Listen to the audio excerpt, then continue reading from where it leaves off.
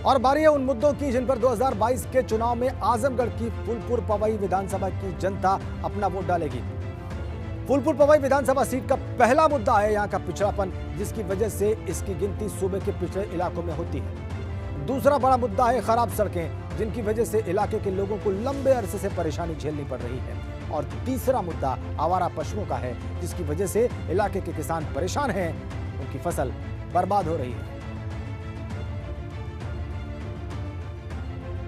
आजमगढ़ की फूलपुर पवई सीट से भाजपा विधायक अरुण कुमार यादव का कहना है कि 22 में अगर वो चुनाव जीते तो इलाके में पर्यावरण, शिक्षा और रोजगार के लिए काम करेंगे। वहीं पूर्व सपा विधायक श्याम बहादुर यादव भी विकास का ही दावा कर रहे हैं।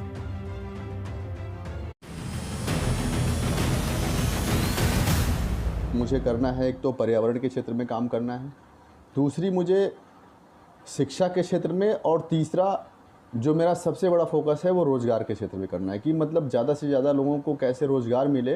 तो शिक्षण संस्थाओं में मैं बड़ा काम करना चाहता हूँ, 2-1 फैक्ट्रियाँ छोटी लगाना चाहता हूँ, डेयरी का कराना चाहता हूँ, महिला डिग्री कॉलेज कराना चाहता हूँ।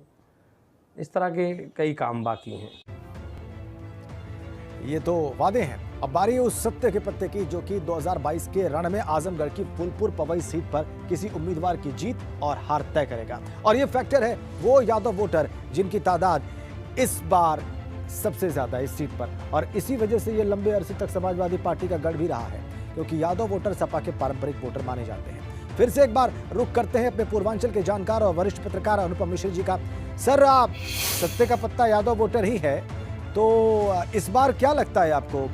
चूंकि पिछली बार अरुण कुमार यादव भाजपा के टिकट पर चुनाव लड़े थे, आप कह रहे हैं इस बार उनका लड़ना मुश्किल है, तो इस वोटर क्लास का रुझान क्या रह सकता है? देखिए, 1985 के बाद, बल्कि 1985 से लेके भी 2017 तक यहाँ पे आज तक कोई नॉन यादव चुनाव नहीं जीता। यहाँ पे सिर्फ यादव ही चुने जाते रहे हैं। और हकीकत तो ये है कि अगर अरुण यादव और या फिर अगर अरुण यादव समाजवादी पार्टी में चले जाते हैं तो मैं समझता हूँ कि ये उन गिनी चुनी सीटों पर होगी जिस पर एक तरह से भाजपा वॉकओवर देगी, क्योंकि यहाँ पे पहले तो भाजपा का यादवों में बहुत ज्यादा, अभी उन्होंने हाल में यादव सम्मेलन किया जिसको बहुत ज्यादा सफल नहीं कहा जा रहा है। जी जी। लेकिन आजमगढ़ में कम से कम भारतीय जनता पार्टी अपने तौर पे ऐसी कोई जमीन नहीं बना पाई है जिसके लिए कहा जा सके कि वो एक चुनौती भी दे पाएगी। ठीक है, आपने लबोलुआ प्रस्तुत कर दिया कि भारतीय जनता पार्टी इस बीच में कोई सियासी जमीन ऐसी नहीं बना पाई जिससे ये लगे कि इस वोटर क्लास का रुझान उनकी तरफ हो सकता है। बहुत बहुत धन्यवाद सर।